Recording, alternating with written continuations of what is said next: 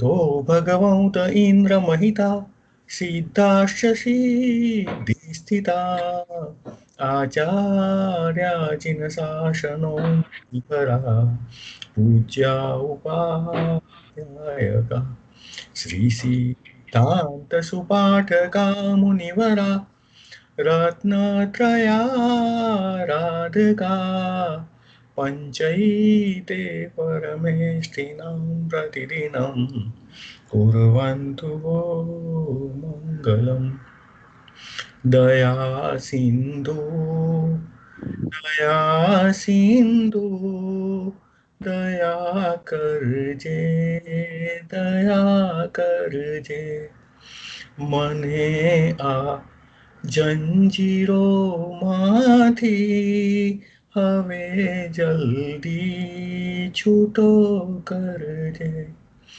નથી આ તાપ સહેવાતો બબૂકી કર્મની જ્વાળા વરસાવી પ્રેમની ધારા હૃદયની આગ બુઝવજે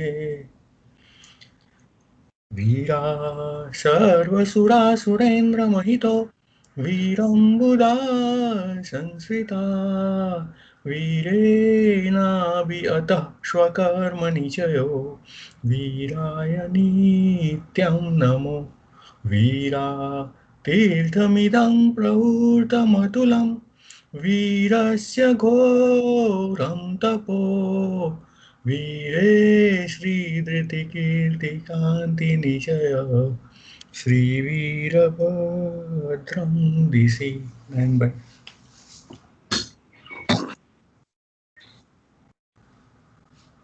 આજનો આપણો વિષય છે આત્માના 6 પદ. એટલે આત્માના 6 સ્થાનક છે જેના પર આજે આપણે વિચારણા કરીશું. એટલે આત્માના 6 સ્થાનક પર આત્મસિદ્ધિ શાસ્ત્રમાં એક સરસ ગાથા લખેલી છે જેમાં 6 પદ બતાવવામાં આવ્યા છે. આત્મા છે તે નિત્ય છે, જે કરતા નિજ કર્મ છે, ભોગતા વળી મોક્ષ છે, મોક્ષ ઉપાય સુધર્મ. એટલે કે આત્મા છે, આત્માનું પહેલું પદ છે.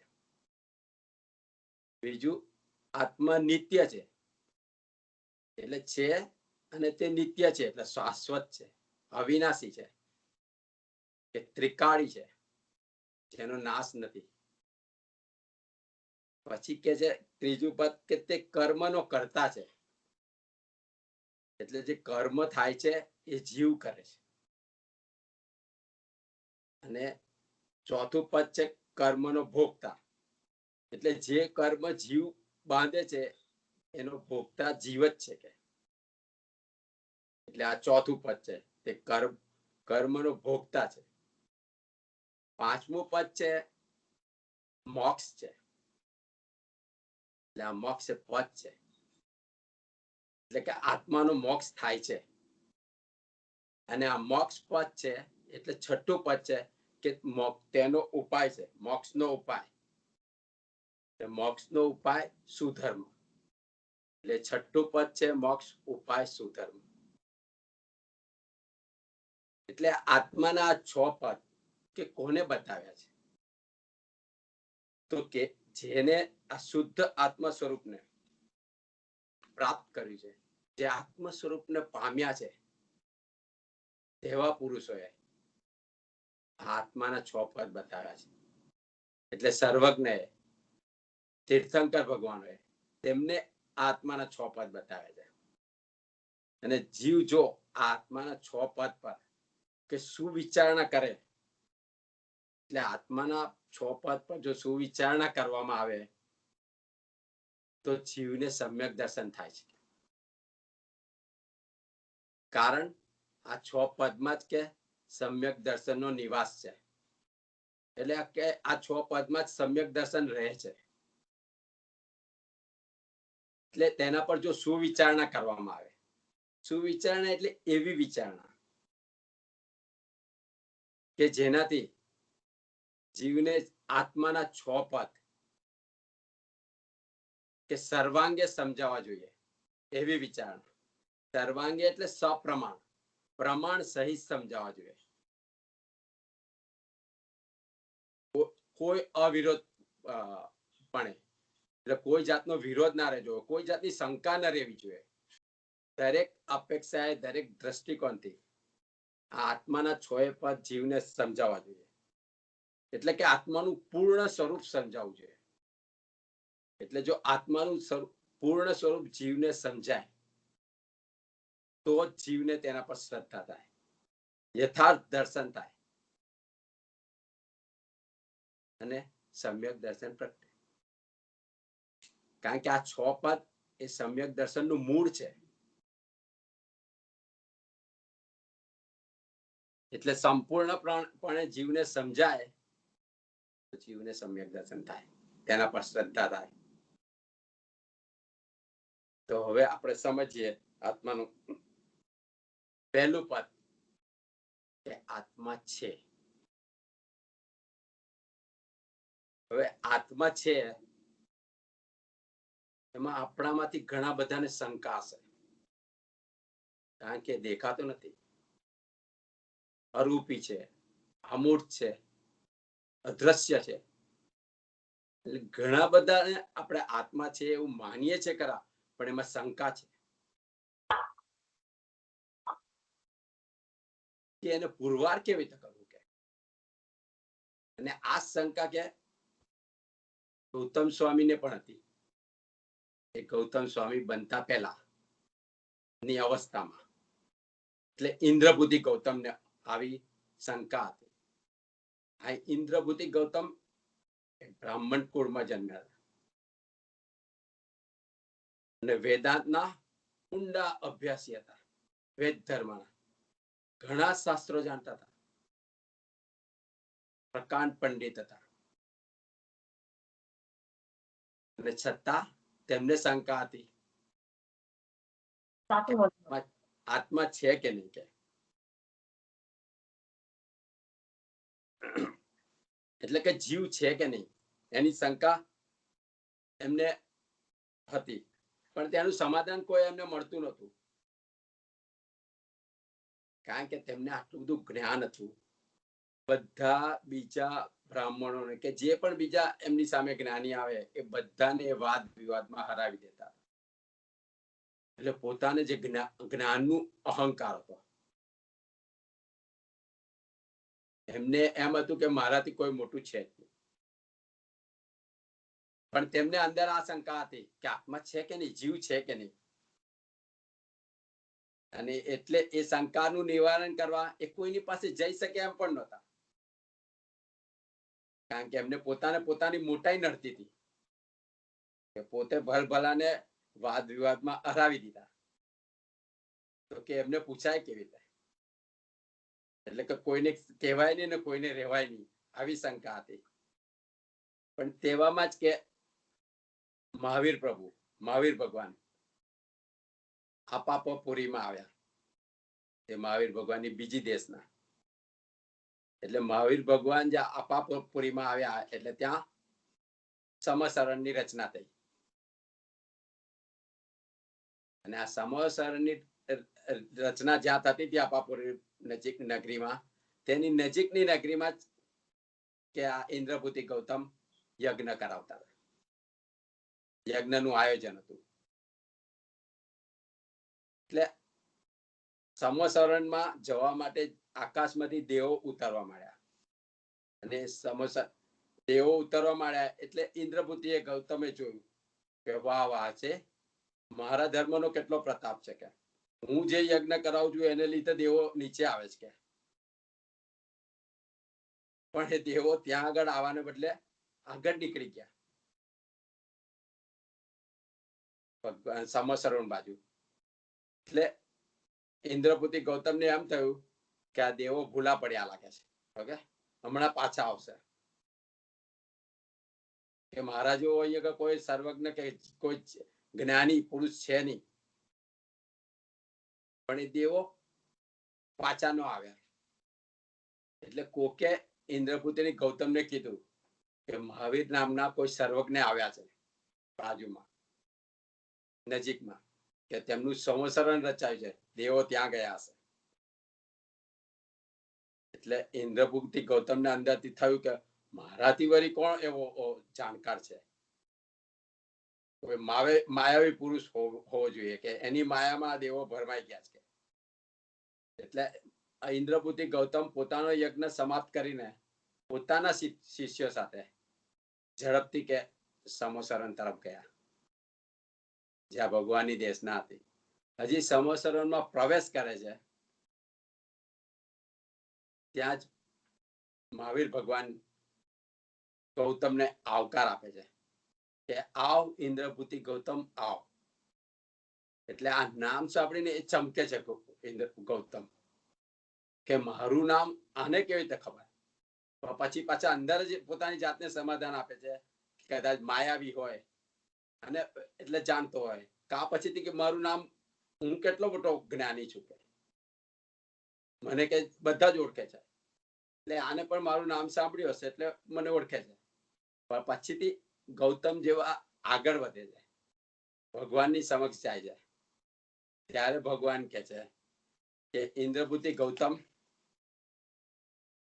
જીવ છે કે નહીં એ શંકા તમારા હૃદયને સતાવી રહી છે, ખરું ને?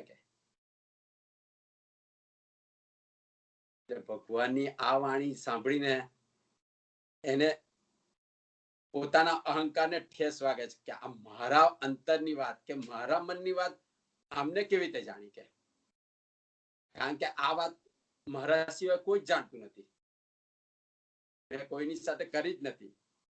એટલે કે સામે બેઠેલો પુરુષ જે છે, કેનાર પુરુષ છે, એ જ્ઞાની હોય એવું લાગે છે, એવો એને અંતરથી થોડોક સ્વીકાર થાય છે. પણ પછી વિચારે છે કે જો એ મારી શંકાનું સમાધાન કરે તો હું એને જ્ઞાની માનું.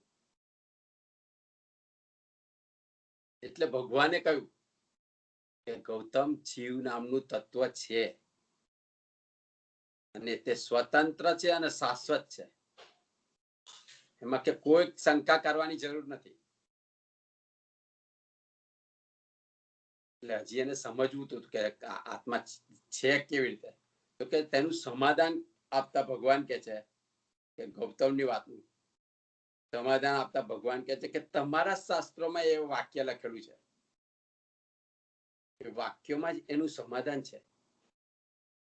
કે તમારા શાસ્ત્રનું એક વાક્ય છે કે જ્ઞાન વિજ્ઞાનમય લાગતું તત્વ, એટલે જે જ્ઞાનમય તત્વ છે કે એ પંચભૂતોમાંથી પ્રગટે છે અને તે પાંચ ભૂતોના વિલીન થવાની સાથે નાશ પામે છે અને પરલોક જેવું કશું નથી. આ વાક્ય છે કે એટલે પાંચ ભૂતો એટલે આકાશ, અગ્નિ, પૃથ્વી, પાણી ને વાયુ, કે આમાંથી જ એ જ્ઞાનમય તત્વ કે જન્મે છે અને આ પાંચ ભૂતોના નાશ થવાની સાથે એ નાશ થાય છે. એટલે કે પરલોક જેવું કશું છે નહીં આ વાક્યમાં. તો કે તમે આ વાક્યનો કે શાબ્દિક અર્થ કરો છો, એટલે કે ઉપર છેલ્લો અર્થ કરો છો. તમે જો એનો તાત્વિક અર્થ કરો, એનો ભાવાર્થ સમજો, તો તમને આ વાક્ય આત્મ તત્વના અસ્તિત્વની કે ખાતરી કરાવી આપે. આ જ વાક્ય કે એનો તાત્વિક અર્થ હવે ભગવાન સમજાવે છે કે પડે પડે કે જ્ઞાનના પર્યાયો બદલાય કરે છે. જ્ઞાન આ આત્માનો ગુણ છે, એટલે જ્ઞાનની પર્યાયો બદલાય કરે. પર્યાય એટલે દરેક સમયે જ્ઞાનની પર્યાયો જુદી જુદી થાય, અત્યારે પણ આપણી. અને પર્યાય અને તે જ્ઞાનમય પર્યાયો કે પૃથ્વી, પાણી વગેરે પંચભૂતોમાંથી જ જન્મે છે. એટલે જ્યાં પાંચ ભૂતો છે એમાંથી જ્ઞાનની પર્યાયો જન્મે છે. એટલે કે પૃથ્વી આદિ પાંચ ભૂત એ જ્ઞાનના વિષયો છે, જ્ઞાનના વિષયો એટલે જે જ્ઞેય પદાર્થ, જાણવા જેવા પદાર્થો છે. અને જ્યારે જાણવા જેવા પદાર્થો જ્ઞાનની સામે આવે ત્યારે જ્ઞાનની પર્યાય ઉત્પન્ન થાય. એટલે કે આપણી સાથે મારી સામે અત્યારે આ પુસ્તક આવ્યું, તો આ જ્ઞાન એ પુસ્તક જાણવા જેવી વસ્તુ છે, એટલે જ્ઞાન તેને જાણ્યું. પુસ્તક ગયું, એની સાથે તરત કોમ્પ્યુટર સામે આવ્યું, તો કોમ્પ્યુટર એ પર્યાય બદલાઈ ગઈ, જ્ઞાનની નવી પર્યાય ઉત્પન્ન થઈ, અને નવી પર્યાય આ કોમ્પ્યુટરને જોવે છે. કોમ્પ્યુટર હતી બીજી વસ્તુ આવી તો બીજી પર્યાય ઉત્પન્ન થાય. કે એવી રીતે કે આ પણ એક કે જ્ઞાનનું પેદા કરવાનું એ ઉપાદાન કારણ નથી. એટલે જ્ઞાનની જે અંદરની શક્તિ છે એ નથી, જ્ઞાનની જે પર્યાયો છે, જે બહારનું બદલાતું સ્વરૂપ છે એ છે. એટલે આ જે જ્ઞેય પદાર્થો જે દૂર થઈ જાય એની સાથે કે જ્ઞાનની પર્યાયો પણ નષ્ટ પામે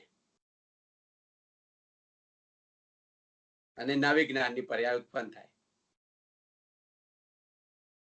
એટલે કે જ્ઞાનનો નાશ થતો નથી. કે જે જ્ઞાન ગુણ છે તેનો નાશ નથી થતો. અને આ જ વાત કે આત્માના અસ્તિત્વનું સમર્થન કરે છે કે જ્ઞાનનો નાશ નથી થતો, એની પર્યાયો નાશ થાય છે. પર્યાયો એટલે જે સામે જે વિષય આવે એ વિષયને જાણે. કારણ કે આત્મા તો અરીસા જેવો છે. ઓકે, એની સામે જે આવે એનું પ્રતિબિંબ પડે. એટલે આ જ્ઞાન છે એ જ્ઞાનની પર્યાયો બદલાયા કરે. જ્ઞેય, જ્ઞાન અને જ્ઞાતા.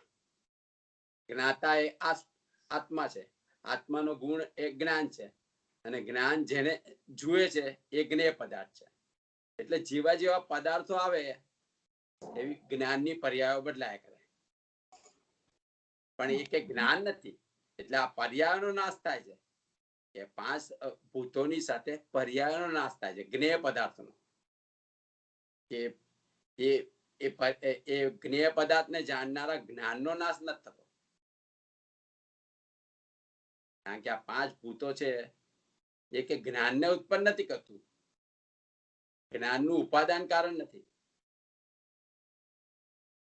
એ જ્ઞાનની પર્યાય ઉત્પન્ન કરે છે, અને એ પર્યાયો એ સબ્જેક્ટ જતા પર્યાય નાશ પામે છે.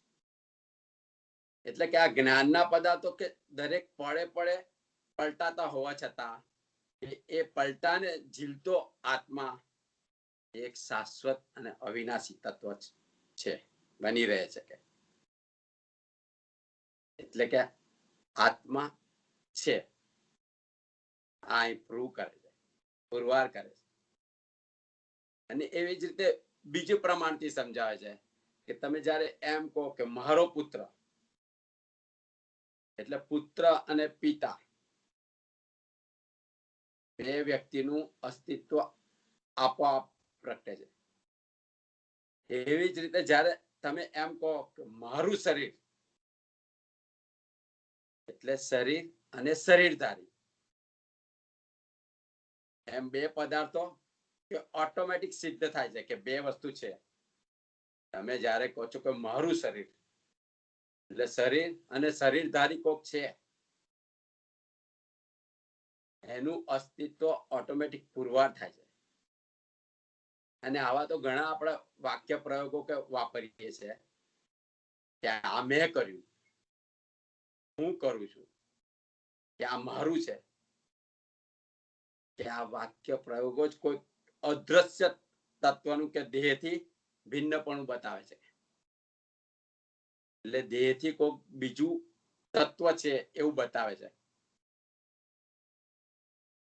એટલે આ પ્રમાણથી કે છે કે આ પ્રમાણ છે કે આત્મા હોવાનું.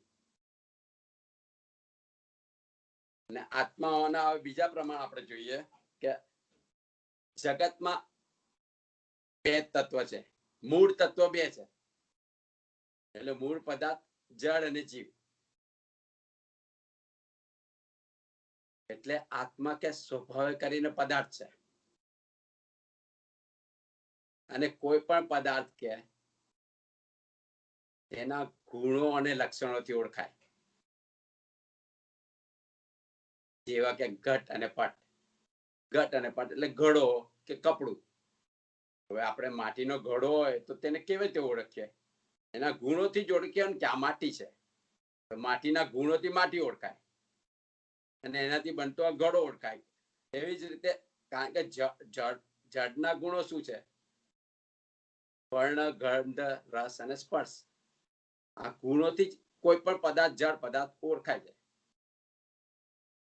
એવી જ રીતે કપડું, કે કપડું એના રંગથી ઓળખાય, શું અંદર એના ગુણો છે બીજા, એ ગુણોથી ઓળખાય. વર્ણ, રંગ, ગંધ, સ્પર્શ. અને એવી જ રીતે કે આત્મા પણ સ્વભાવ કરીને પદાર્થ છે અને આત્માના પણ ગુણો છે. કે આત્માના ગુણો જ્ઞાન, દર્શન, વીર્ય અને ચૈતન્ય. ચૈતન્યપણું. કે જ્યાં જીવ છે ત્યાં ચૈતન્યપણું છે. આપણે જોઈએ છે કે જ્યાં જીવ છે ત્યાં ચૈતન્યપણું છે. આ બહાર જે ગ્રીનરી દેખાય છે એમાં ચૈતન્ય છે, ત્યાં ચૈતન્યતા છે ત્યાં સુધી ગ્રીનરી દેખાય છે. જ્યારે ચૈતન્યતા ત્યાંથી જતી રહે છે તો એ ગ્રીનરી નાશ પામે છે. એટલે આ જ્ઞાન ગુણ, દર્શન ગુણ ને વીર્ય ગુણ એ આત્માના ગુણ છે. અને આત્માના લક્ષણ જ્ઞાતા અને દ્રષ્ટા પણ. જોઈ અને જાણી શકવું. કે જગતનો જીવ સિવાય કોઈ પદાર્થ જોઈને જાણી શકતો નથી. ત્યારે આ કોમ્પ્યુટર જોઈ શકે, જાણી શકે છે, બુક જોઈ શકે, જાણી શકે છે. જગતના કે આ જીવ સિવાય કોઈ પદાર્થ જાણી શકતો નથી. એટલે આના પ્રગટ લક્ષણ છે, દેખાતું લક્ષણ. કે આનો ઉપયોગ એ પણ આત્માનું લક્ષણ છે. એટલે જીવ જ્યાં જ્ઞાનનો ઉપયોગ મૂકે ત્યાં એને ખબર પડે છે કે શું છે. જળ પદાર્થ જાણી શકતો નથી.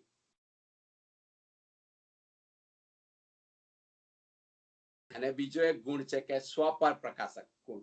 એ આત્માનો જ ગુણ છે કે જે પરને પ્રકાશિત કરે છે ને સ્વને પ્રકાશિત કરે છે.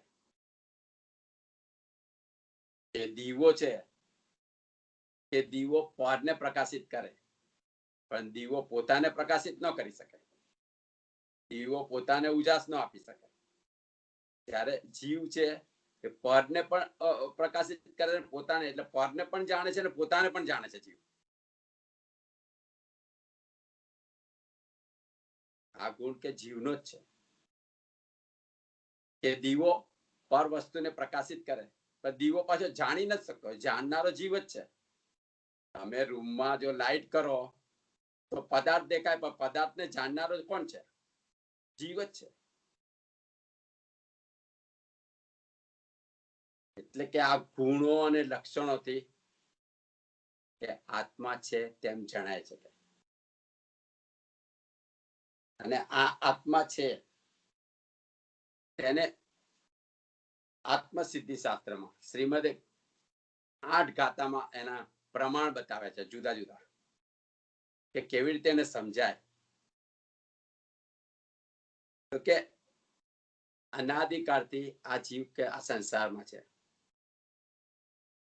અને જીવ જ્યાં સુધી સંસારમાં છે ત્યાં સુધી કોઈ ને કોઈ દેહ એને ધારણ કરવો પડે છે. એટલે એને દેહાધ્યાસ થઈ ગયો છે. એવો અભ્યાસ થઈ ગયો છે કે દેહ અને આત્મા બંને એક જ છે, એવો એનો અભ્યાસ થઈ ગયો છે. પણ બંને વસ્તુના જે પ્રગટ લક્ષણો છે, દેખાતા લક્ષણો, કે બંનેના જુદા છે. કે જીવનું લક્ષણ ઉપયોગ છે, જ્ઞાનમય ઉપયોગ, જે જડ નથી કરી શકતું. જડ જાણી નથી શકતું, જડ જોઈ નથી શકતું. કે જીવના ગુણો જ્ઞાન દર્શન છે અને જડના વર્ણ, ગંધ, રસ અને રૂપ. એટલે આ પ્રગટ લક્ષણ કે બંને જુદા છે. અને જે કે આ દ્રષ્ટિને જાણનાર, દ્રષ્ટિને જાણનાર કે રૂપને જાણનાર જે છે એ જીવ છે. જડ શરીર તેને જાણી ન શકે. રૂપને કે જે પ્રકૃતિ દ્રષ્ટિ છે એને જાણી ન શકે. એટલે કોઈ પણ ઇન્દ્રિયોના સાથ વગર જો બધા જ અનુભવને જીવ બાદ કરે, કોઈ પણ પાંચે ઇન્દ્રિયોના સાથ વગર, આંખ કાન નાક એના સાથ વગર જીવ બધા જ અનુભવને બાદ કર્યા પછીથી જે અનુભવ બાકી રહે ને એ જીવ છે. કારણ કે જીવ નથી તે દેહ, આ શરીર કોઈ જ અનુભવ કરી ના શકે. કોઈ જ એક્સપિરિયન્સ ફિલિંગ્સ આ જીવ નથી તો આ દેહ કરી ના શકે, ઇન્દ્રિયોથી ના કરી શકે.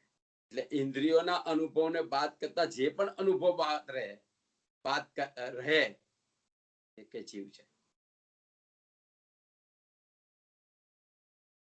જીવ ના હોય તો દેહ કોઈ જ અનુભવ કરી શકતો નથી.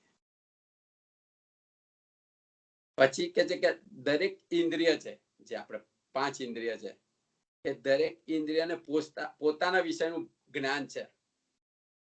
કે આંખ પણ આંખને કાનનું જ્ઞાન નથી, એટલે આંખ સાંભળી શકતી નથી, આંખ ખાલી જોવાનું કામ. કાનને નાકનું જ્ઞાન નથી. એવી રીતે દરેક ઇન્દ્રિયોને કે પોતાના વિષયનું જ જ્ઞાન છે. પણ જે પાંચે ઇન્દ્રિયોનું જેને જ્ઞાન છે એ કે જીવ છે. જે પાંચે ઇન્દ્રિયોનું સંકલન કરે છે, કોઓર્ડિનેશન કરનાર જે છે તે જીવ છે. કે ઇન્દ્રિયો તો ખાલી ઇન્ફોર્મેશન આપે છે, પણ એનું કોઓર્ડિનેશન કોણ કરે છે? જીવ. ઉપયોગ જીવનું લક્ષણ છે. કે જીવને પાંચે ઇન્દ્રિયોનું જ્ઞાન છે. કે દરેક ઇન્દ્રિયો કે પોતાના વિષયની જાણકારી આપે, પણ તેનો નિર્ણય કે જીવ જ કરે છે. એટલે આંખથી દેખાય કરું, પણ જોવું છે કે નહીં એનો નિર્ણય જીવ જ કરે. કાનથી સંભળાય કરું, પણ સાંભળવું છે કે નહીં એનો નિર્ણય જીવ કરે છે. જીવની સત્તાથી જ કે આંખ જોઈ શકે છે. આપણે જોઈએ છે કેટલી ફેરી ટીવી જોવા બેઠા હોય, સામે દ્રશ્ય જતા છતાંય તમે જોયા ના હોય. કારણ કે જો જીવનો ઉપયોગ ત્યાં નથી તો તમે આંખ સામે ટીવી હોય કે ગમે તે પિક્ચર હોય, કાંઈ જ દેખાય નહીં. એવી જ રીતે આપણે જોઈએ છે ને કેટલાય જીવોને તમે બૂમ પાડો તને સંભળાતું નથી. આપણે કહીએ છીએ કે બહેરો છે, પણ જીવનો જ્યારે ઉપયોગ ત્યાં નથી એ જીવ સાંભળી ના શકે. અને ઉપયોગ એ જીવનું લક્ષણ છે. એટલે કે જીવની સત્તાથી જ કે આંખ જોઈ શકે છે અને કાન સાંભળી શકે છે. એટલે કે જીવ છે. એવી જ રીતે કે બાળક કે યુવાન, આપણી બાળક અવસ્થા કે યુવાન અવસ્થા કે વૃદ્ધ અવસ્થા, કે બધી જ અવસ્થામાં જીવ તેનાથી જુદો હતો. એટલે કે બધી જ અવસ્થાને જાણનાર કોણ છે? આપણે બાળપણ હતા જો જીવ ના હોય, જીવને શરીર એક જ હોય તો બાળક અવસ્થાને તો તમે ભૂલી જ ગયા હોય ને. અત્યારે પણ તમે જાણી શકો છો ને કે તમે બાળક હતા, અને બાળક હતા શું કરતા હતા, તમે યુવાન હતા શું કરતા હતા. તો એ એનાથી જો જુદો ના હોય તો જાણી કેવી રીતે શકે?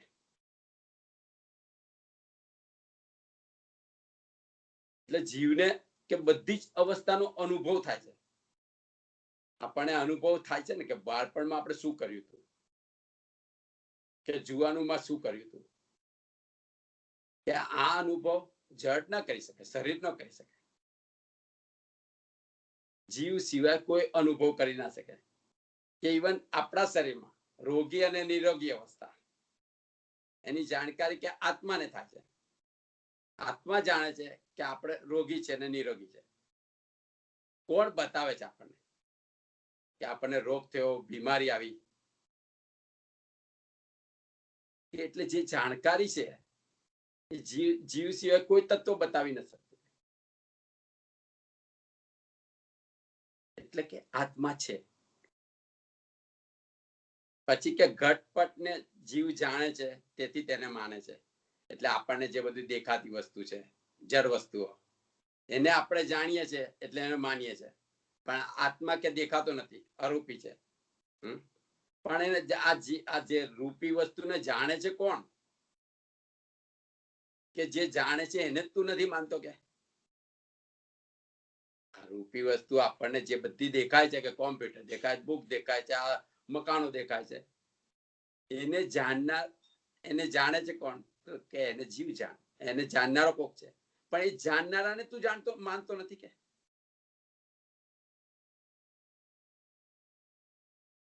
એટલે કે જો દેહ જ કે આત્મા હોય, જો દેહને જ તમે આત્મા સમજતા હોય, તો કે સ્થૂળ દેહ હોય, તો કોઈ વ્યક્તિનો મોટો દેહ હોય, તો બુદ્ધિ પણ એની વધારે હોવી જોઈએ ને. અને કૃષ દેહમાં કે અલ્પ બુદ્ધિ હોવી જોઈએ. કે દેહ પતલો હોય તો કે એની બુદ્ધિ અલ્પ હોવી જોઈએ. પણ આપણે જોઈએ છે કે શ્રીમદ ગાંધીજી આ બધા નો દેહ પતલો જ હતો, પણ એ લોકોમાં પરમ બુદ્ધિ હતી. જ્યારે આપણે જોઈએ છે કે આ મોટા મોટા આરબો 6-6 ફૂટના, કે અમેરિકનો મોટા દેહ વાળા, જે લોકોમાં અલ્પ બુદ્ધિ, એટલે કે દેહ આત્મા નથી. એટલે આ જ વસ્તુ બતાવે છે કે આત્મા છે. એટલે આ બધા આત્માના પ્રમાણો બતાવે છે, આત્મા હોવાના. આ પહેલું પદ. હવે બીજું પદ કે છે કે આત્મા નિત્ય છે, એટલે કે શાશ્વત છે, જેનો નાશ નથી. તો કે આ ઘટપટ આદિ પદાર્થો કે અમુક કાળવર્તી છે.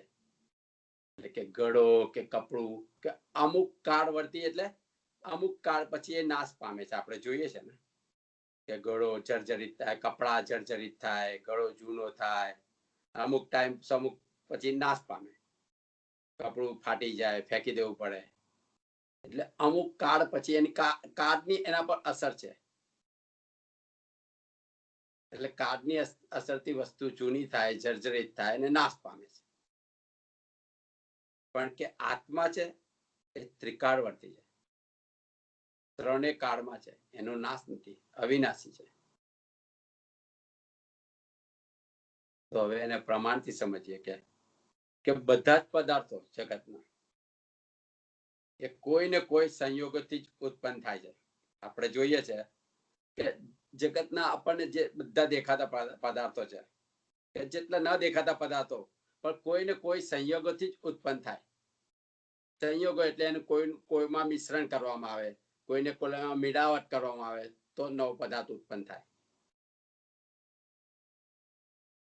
પણ કે આત્માની ઉત્પત્તિ કે કોઈ અન્ય પદાર્થના સંયોગથી જણાતી નથી. એટલે કોઈ એવો પદાર્થ તમે અંદર નાખો કે જેમાંથી આત્મા ઉત્પન્ન થાય, એવું હજી કે જણાતું નથી, ક્યાંય દેખાતું નથી, ક્યાંય ખબર નથી કે આત્મા ઉત્પન્ન થાય. એવો કોઈનો અનુભવ નથી કે આત્મા ઉત્પન્ન થાય. કોઈ બે પદાર્થોના મિલનથી કે મિશ્રણ કરવાથી કે આત્મા ઉત્પન્ન થાય. એટલે કે આત્મા અનુત્પન્ન છે. એટલે જે પદાર્થની કે ઉત્પત્તિ જ કોઈ પણ પદાર્થના સંયોગથી થતી નથી, તો કે એનો વિનાશ પણ થતો નથી. જ્યારે તમે ઉત્પન્ન જ નથી કરી શકતા તો એનો વિનાશ કેવી રીતે કરી શકો?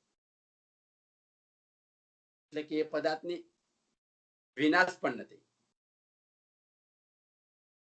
એટલે જે પદાર્થની કોઈ સંયોગથી તો ઉત્પત્તિ જણાતી નથી, તેનો નાશ પણ થઈ ના શકે. તેથી કે આત્મા અવિનાશી છે,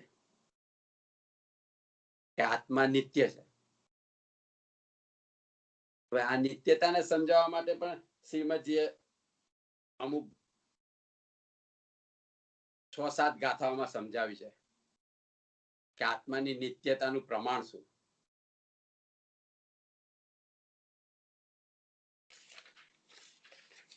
તો કે આ જીવ અને કાયા કે બંને સહચારી છે, એટલે સાથે સાથે જ છે, પણ તે પદાર્થ પણ જુદા છે. કે દેહ માત્ર છે તે સંયોગ જ છે, કે એ પરમાણુનો સંયોગ છે.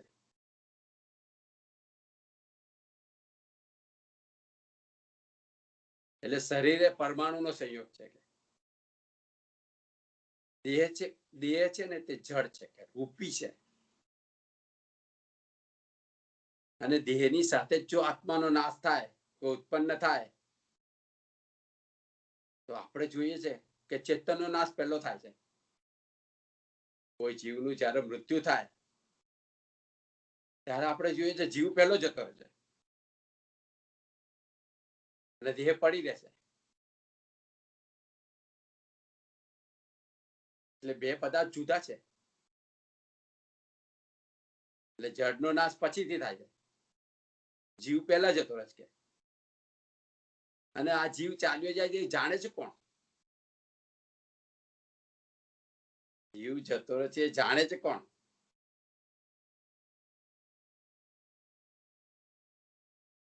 એ પણ જીવ જ જાણે છે. જીવ જ જાણી શકે, જળ જાણી નથી શકતો. એટલે આ જળ અને ચેતનનો કે સંયોગ કે અનાદિનો છે. એટલે જેને કોઈ પણ વસ્તુનું કે ઉત્પન્ન અને નાશનું જ્ઞાન થાય, તો તે તેનાથી જુદો હોય તો જ ખબર પડે. આપણે કોઈ વસ્તુને જોઈએ કે મારા શરીરમાં રોગ ઉત્પન્ન થયો, નાશ થયો, તો એ એનાથી જુદો હોય તો જ ખબર પડે ને કે તમે એનો ઉત્પન્ન થાય છે, નાશ થાય છે. એનાથી જો જુદો ના હોય તો ખબર કેવી રીતે પડે કે એ ઉત્પન્ન થાય છે, નાશ થાય છે. એટલે કે કોઈ પણ સંયોગથી કે આત્માની ઉત્પત્તિ નથી. કે સંયોગ, જે સંયોગો છે તે પૂતગલના ખેલ છે. અને આ પૂતગલના ખેલ સમય બદલાય. કારણ કે પૂતગલ એટલે હું પૂરણ અને ગલન, મળવું અને છૂટા થવું, પૂતગલનો ખેલ છે. અને આ બધા બદલાતા સંયોગો જુએ કોણ? તો કે જ્ઞાનથી જ જોઈ શકાય. પૂતગલના ખેલ જે જોઈ શકાય સંયોગો, એ જ્ઞાનથી જ જોઈ શકાય. જ્ઞાનની પર્યાય જ બદલાય.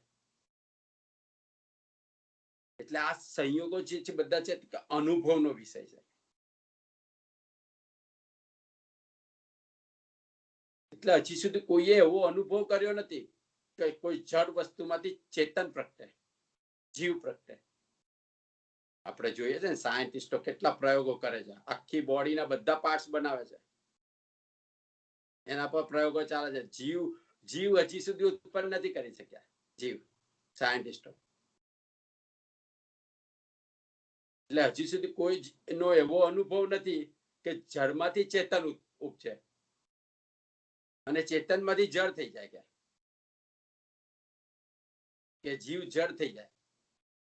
એવો કે અનુભવ હજી સુધી કોઈનો થયો નથી કે જળથી ખાલી જળ જ ઉત્પન્ન થાય અને ચેતનમાંથી ચેતન જ થાય, કે જળની પર્યાય બદલાય એ જળ જ થાય, ચેતનની પર્યાય બદલાય ચેતન જ થાય. આપણે એમ સમજીએ કે મા બાપ છોકરાનું ઉત્પન્ન કરે છે, પણ મા બાપ એ શરીરથી શરીરનું મિલન છે, જળથી જળનું મિલન છે. જળ જ પેદા કરે, જીવ પેદા ન કરી શકે.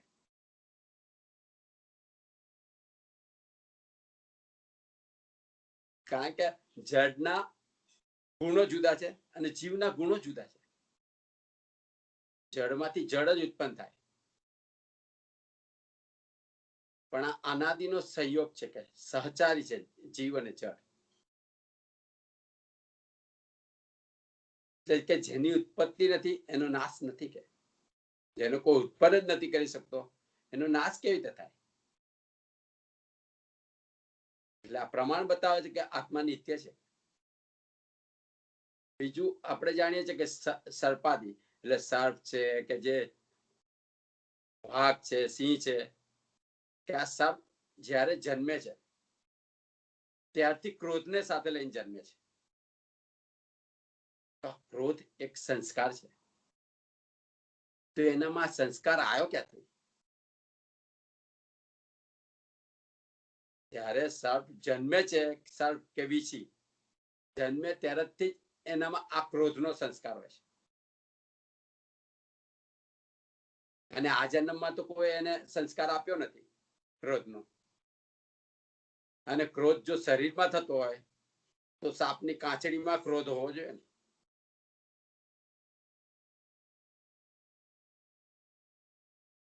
એટલે આ પૂર્વજન્મ બતાવે છે કે પૂર્વજન્મના સંસ્કાર લઈને જન્મ્યો છે.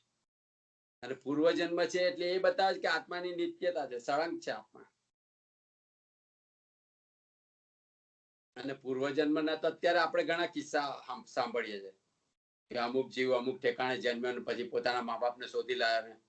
તો આ પૂર્વજન્મ છે એ શું બતાવે છે? કે આત્માની નિત્યતા બતાવે છે. અને બીજું મહાવીર ભગવાનને ગૌતમ સ્વામીએ પૂછ્યું હતું કે આત્માની નિત્યતા કેવી રીતે પ્રૂવ કરો?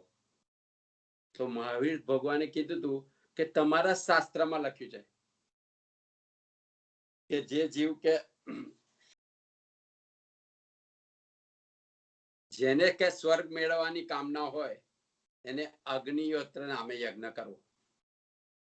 જે જીવને કે સ્વર્ગ મેળવવાની કામના છે, ઈચ્છા છે, એને કે આ અગ્નિહોત્ર યજ્ઞ કરવો. અને આ શાસ્ત્રો તો વેદાંતના શાસ્ત્રો છે, કે કરોડો વર્ષ પહેલા લખાયા છે હરિનાથ ભગવાનના સમયથી. વેદાંતના શાસ્ત્રો જૈન કરતા પણ જૂના છે. એટલે જૈન ધર્મ જૂનો નથી, પણ જ્યારથી જૈનની આપણે પ્રભાવના ગણીએ કાળથી મહાવીર સ્વામીથી ગણીએ. પણ આ વેદાંતના શાસ્ત્રો તો એનાથી જૂના છે. કે આ શાસ્ત્રમાં કેમ બતાવે છે? આ અમરપણાના દર્શન કરાવે છે કે જેને પણ સ્વર્ગ મેળવવાની કામના હોય તેને અગ્નિહોત્ર નામે યજ્ઞ કરવો. એટલે જો મરણની સાથે જો જીવ પતી જતો હોય, મરણની સાથે કે જીવનું મૃત્યુની સાથે આત્માનું પણ મૃત્યુ થઈ જતું હોય, તો પછી કે અગ્નિહોત્ર યજ્ઞ કરીને કે ના ફળરૂપ સ્વર્ગ કોણ ભોગવવાનું? કે જો આત્માનો પણ અહીં જ નાશ થઈ જતો હોય તો એનું ફળ કોણ ભોગવશે? એટલે કે આત્મા નિત્ય છે, કે આત્મા છે દ્રવ્ય નિત્ય છે. કે આપણે પ્રમાણથી સમજીએ કોઈ પણ પદાર્થને તો દ્રવ્ય ગુણ ને પર્યાય. એટલે આ ગુણની પર્યાયો બદલાયા કરે. દ્રવ્ય નિત્ય છે.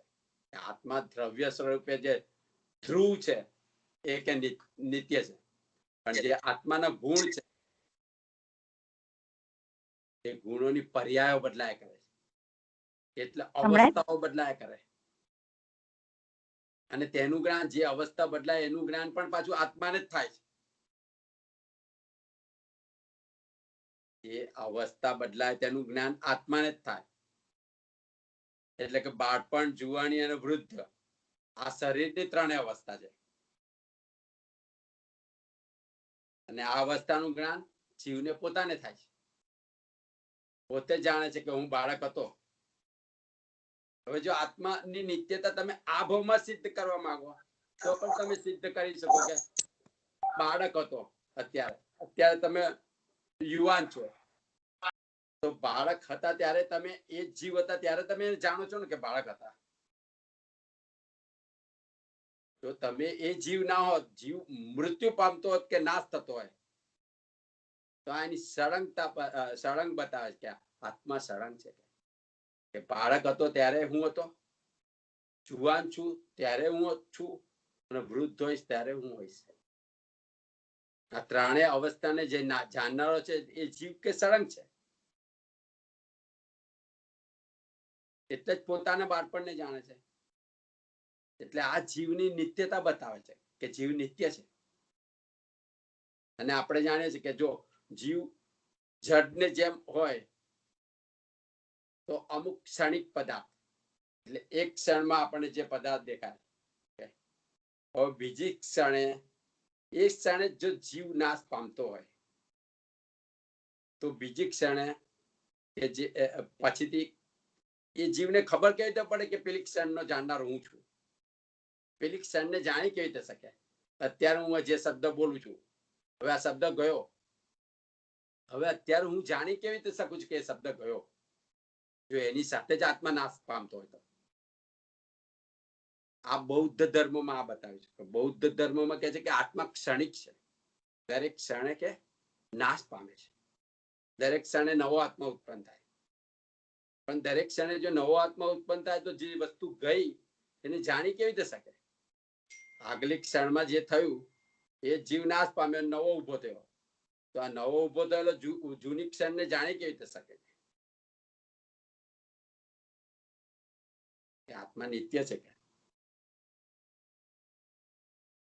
કે આ બૌદ્ધ ધર્મની આ માન્યતા છે. એવી જ રીતે હિન્દુ ધર્મની માન્યતા આવી છે કે આત્મા કશું જ કરતો નથી, કુટસ્થ છે ખરો, કુટસ્થ છે, કશું જ કરતો નથી. નહીં કર્મનો કરતા છે, નહીં કર્મનો ભોગતા છે, બધું જ કરે છે, ઈશ્વર કરે છે. એટલે પછી છેલ્લું પ્રમાણ અહીંયા બતાવે છે કે વિજ્ઞાનમાં આપણે સાયન્સમાં કે છે કે ક્યારેય કોઈ પણ વસ્તુનો નાશ થાય નહીં, એની પર્યાયો બદલાય.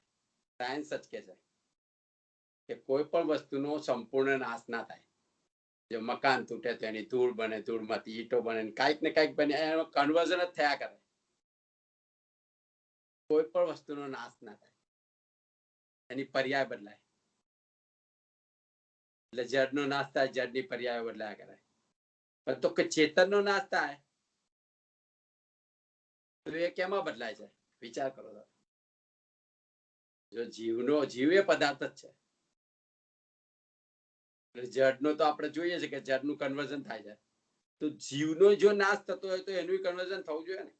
તેમાં થાય છે. કારણ કે જે સમાન ગુણ વાળા હોય, સમાન ધર્મી હોય, તે એકબીજામાં બદલાય. સમાન ગુણ વાળા તત્વો અને સમાન ધર્મ વાળા તત્વો હોય જે સાયન્સમાં પણ, તે એકબીજામાં બદલાય. એટલે કે માટીનો ઘડો તૂટે તો માટીમાંથી બીજા વાસણો બને, બીજું કંઈક બને. પણ જો કે જીવનો નાશ થાય તો શેમાં બદલાય? એટલે કે ચેતન નાશ પામતો નથી, કે ચેતન નિત્ય છે. આ બધા કારણોથી પ્રૂવ થાય છે કે આત્મા નિત્ય છે, એનો નાશ નથી. કે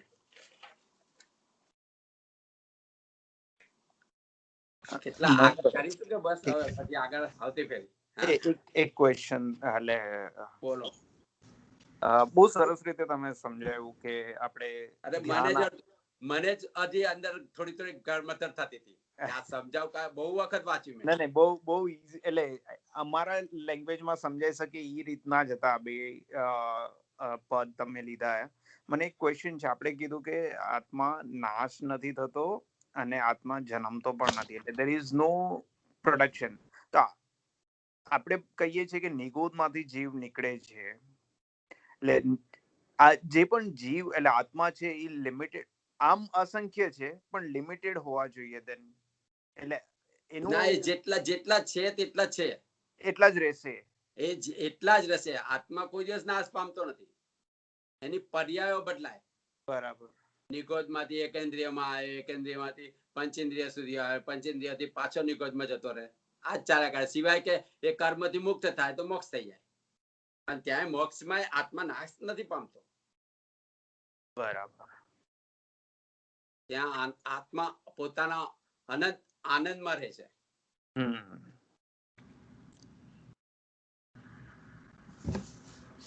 બહુ ડીપ છે આપણા માટે, બહુ પણ બહુ ડીપ છે આ તમે સબ્જેક્ટ. કહું છું સરસ ને રીતે કે એટલે સિમ્પલ લેંગ્વેજમાં એટલે જે એક્ઝામ્પલ્સ હતા મને એટલે આપણે રિલેટ કરી શકીએ. જેમ કે સમજો હવે તમે અત્યારે બોલો છો, અગર હું ધ્યાન નથી આપતો, સિમ્પલ વર્ડ છે ધ્યાન નથી આપતો, રાઈટ? આપણે કહીએ ને કિડ્સ ને કે તું ધ્યાન આપતો સમજાશે, ધ્યાન આપ, અને ઘણીવાર આપણું ધ્યાન બીજે જ ક્યાંક હોય. તો ધેટ ઇઝ માથા પરથી જાય. હા એટલે જ એ વસ્તુ શું છે, એ અનુભવ કે એ ઉપયોગ આપણો બીજે છે. કરેક્ટ કરેક્ટ, સરસ.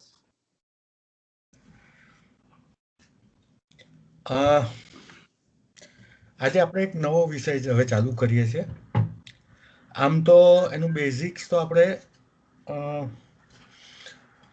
જ્યારે વંદિતુ સૂત્રના અર્થ જોયા ને ત્યારે આપણે એનું બેઝિક તો સમજ્યા છીએ. પણ હવે મને એવું લાગે છે કે આપણે આ સબ્જેક્ટને થોડો વધારે ડીપ જવું જ જોઈએ, અને એ આપણી એકચ્યુઅલ જરૂરિયાત છે. We badly need to understand this subject. એટલે આપણે હવે નવો એક સબ્જેક્ટ ચાલુ કરીએ છીએ, અને I come across 2 books, research of dining table અને રસોડાનું તત્વજ્ઞાન. હવે એકચ્યુઅલી આપણે કેટલી બધી કહેવતો છે કે પહેલું સુખ તે જાતે નર્યા, અન્ન તેવા ઓડકાર. એટલે આ બધા જેના બધાનું જે ફંડામેન્ટલ છે એ આહાર શુદ્ધિ છે. અને અત્યારે ધીમે ધીમે ધીમે ધીમે ધીમે આપણે we are going towards bad phase. આહાર શુદ્ધિનું આપણું જે તત્વજ્ઞાન છે, એ જે જૈના છે, એ આપણી ધીમે ધીમે ધીમે ધીમે વીક થતી જાય છે. હવે બેઝિકલી જૈન શાસન એમાં વિતરાગ પરમાત્માએ જે ધર્મ આપ્યો, એટલે મહાવીરે ખાલી આત્મા કે આત્માનો મોક્ષ એ એક સબ્જેક્ટ પકડીને નથી આપ્યો, પણ દુનિયાના તમામ સબ્જેક્ટો, ભૂગોળ, ખગોળ, જ્યોતિષ, આહાર, જીવ, બધા જ વિજ્ઞાનો એમણે સમજાયા છે. તો હવે આપણે આ આહાર વિજ્ઞાનને સમજવું બહુ જરૂરી છે. અને અત્યારે ધીમે ધીમે હવે એક જનરેશન એવી હતી કે किचन से किचन में पास होता था वो नॉलेज, क्योंकि माँ अपनी बेटी को सिखाती थी, और बेटी ससुराल जाती थी, सास उसे सिखाती थी, थोड़ा सीख के आई है. मतलब ઇટ્સ નોટ ધેટ કે વઘાર કેવી રીતે કરવો ને આ કેવી રીતે કરવું એ નહીં, પણ જે કઈ કઈ વસ્તુની કાળજી રાખવાની છે એ વારસામાં આવતું હતું. પણ હવે જનરેશન બદલાઈ ગઈ છે કે છોકરી મા પાસે હવે રાંધવાનું શીખવામાં જ નથી જવાની. એટલે એના જે બેઝિક્સ છે ને, જે વસ્તુમાં કાળજી રાખતા હતા, એ બધી વસ્તુઓ હવે થોડી થોડી થોડી થોડી ભૂસાતી જાય છે. એટલે આપણે આ સબ્જેક્ટને ખરેખર સમજવાની જરૂર છે. એટલે આપણે આ સબ્જેક્ટ ચાલુ કરીએ કે રિસર્ચ ઓફ ડાઇનિંગ ટેબલ. હવે આપણને અત્યારે ભણાવવામાં આવે કે ભાઈ વનસ્પતિમાં જીવ છે, કોણે શોધ્યું? તો પહેલું નામ આવે આપણને જગદીશચંદ્ર બોઝ. મ્યુઝિક વગાડ્યું ને વનસ્પતિ ડોલવા લાગી. પણ 2600 વર્ષ પહેલા સમવસરણમાંથી કેવળ જ્ઞાની ભગવાને પૃથ્વીકાય, અપકાય, તેવુકાય, વાયુકાય, વનસ્પતિકાય બધા જમાં જીવ છે એનું પ્રમાણ સાથે બધું સમજાવ્યું હતું. પણ આપણે આપણું શિક્ષણ પણ એ દિશામાં ગયું, આપણે આ બધું ચૂકતા જઈએ છીએ. એટલે હવે બીજી વાત, અત્યારે તમે કંઈ પણ વસ્તુ ખરીદવા જાઓ ખાવાની, એટલે પહેલાં શું જુઓ? સૌથી પહેલાં આપણે જોઈએ એક્સપાયરી ડેટ. હવે આ એક્સપાયરી ડેટનો કોન્સેપ્ટ એ પણ ભગવાન મહાવીરનો આપેલો અથવા તો જૈન શાસનની એક દેન છે દુનિયાને. એ આપણે એને પણ સમજશું કે દહીં આટલા વખત સુધી જ ચાલે, લોટ ચોમાસું હોય તો આટલા દિવસ ચાલે, ઉનાળો હોય તો આટલા દિવસ ચાલે, શિયાળો હોય તો આટલા દિવસ ચાલે, તળેલું ફરસાણ હોય તો આટલા દિવસ ચાલે, કે મીઠાઈ હોય માવાની હોય તો આટલા દિવસ ચાલે, સૂકી મીઠાઈ હોય તો આટલા દિવસ ચાલે. આખું તત્વજ્ઞાન. ડ્રાય ફ્રૂટ્સ હોય તો આ સિઝનમાં ખવાય, આ સિઝનમાં ન ખવાય. એ આખું એક્સપાયરી ડેટ, જેને આપણે આપણી આજની ભાષામાં એક્સપાયરી ડેટનો કન્સેપ્ટ કહીએ છીએ, એ એક્સપાયરી ડેટનો કન્સેપ્ટ પણ શાસ્ત્રોથી આવે છે કે આ કાળ પછી આ ન ખવાય, ઉકાળેલા પાણીનો આટલો કાળ છે, આનો આટલો કાળ છે. એ બધી જ વસ્તુ કમ્પ્લીટલી બતાવવામાં આવી છે. 60-70% તો યુનિક છે અને 40% તો આપણી આર્ય સંસ્કૃતિની દેન છે.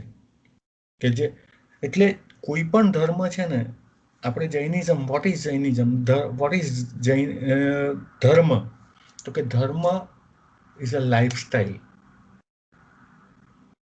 હવે એ લાઈફસ્ટાઈલમાં આપણે આત્મા એને સમજવાની કોશિશ કરીએ છીએ, પરંતુ એનું જે આખું બેકગ્રાઉન્ડ છે ને, એ ઇગ્નોર કરીએ છીએ.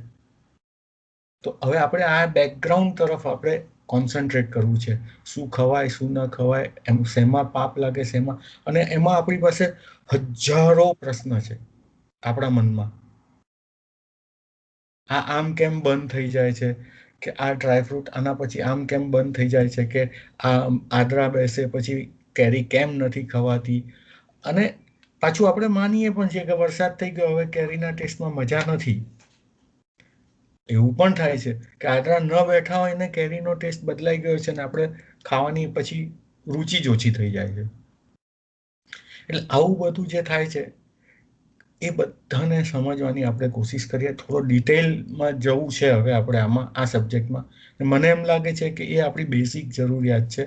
એટલે બધા લોકોનો શું મત છે ખબર નથી કે આ સબ્જેક્ટમાં આપણે જવું જોઈએ કે નહીં, પણ હું માનું છું કે આ સબ્જેક્ટમાં આપણે જવું જ જોઈએ અને આપણે એ જવાની શરૂઆત કરવી જોઈએ.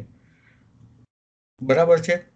હવે એને મૂળથી સમજશું આપણે. દરેક વસ્તુના જે વિભાગીકરણ છે, કે આપણે ભણ્યા કે 22 અભક્ષ 32 અનંતકાય, અને એના મૂળ પણ સમજ્યા કે અભક્ષ શું, તો કે 4 વિગઈઓ, મહાવિગઈઓ, આ કંદમૂળ, બરફ, કરા, ગોલવડા, આ બધું આપણે સમજ્યા. પણ એને હવે ડિટેલમાં સમજીએ. એના શેની સાથે સંયોજન ન થવા જોઈએ, જે શેના વગર એને વાપરવું જોઈએ, કેટલા દિવસ સુધી વાપરવું જોઈએ, એની ડિટેલમાં હવે આપણે જઈશું ધીમે ધીમે. આ સબ્જેક્ટ થોડો વધારે લાંબો છે, એટલે કદાચ થોડો વખત પણ વધારે ચાલશે, પણ આઈ એમ વેરી શ્યોર આ પુસ્તક મારા એમાં આવ્યું ત્યારે મને પણ એમ લાગ્યું કે બહુ જ ઇન્ટરેસ્ટિંગ સબ્જેક્ટ છે. અને એક બીજી વસ્તુ સમજી લઈએ કે આ સબ્જેક્ટમાં આપણે જઈશું પછી આપણે એવું નથી કે આ બધું પાળી શકશું કે બધું કરી શકશું, પરંતુ we have to understand the concept, we have to understand the things. આપણે એક એક્ઝામ્પલ જોઈએ કે એક ફ્રેન્ડ છે, એ શેર બજારનું બહુ રિસર્ચ ને બધું એનાલિસિસ ને બધું કરે છે. એણે આપણને કીધું કે તું ફલાણી XYZ કંપનીના શેર લઈ લે, 5 વર્ષમાં મને 50 ગણા પૈસા દેખાય છે. 5 રૂપિયાનો શેર છે અને 5 વર્ષ પછી 250 રૂપિયા થઈ જશે. તમે કીધું કે ભાઈ કેટલા લઉં, કેટલા લેવા જોઈએ મારે, તો એણે કીધું કે તારી તાકાત હોય એટલા લે. એ થોડો દોઢ ડાયો હતો, એટલે એણે એમ કીધું કે તારું ઘર વેચી દે, બૈરી વેચી દે, દાગીના વેચી દે, જે વેચવું એ વેચી દે, પણ આ લઈ લે, 50 ગણા પૈસા થઈ જશે. બરાબર, સમજી ગયા આપણે. આપણે કેટલા લઈએ છીએ? તો કે મારી 1000 શેરની તાકાત છે, 10,000 શેરની તાકાત છે, એટલા લઈને આપણે બેઠા છીએ.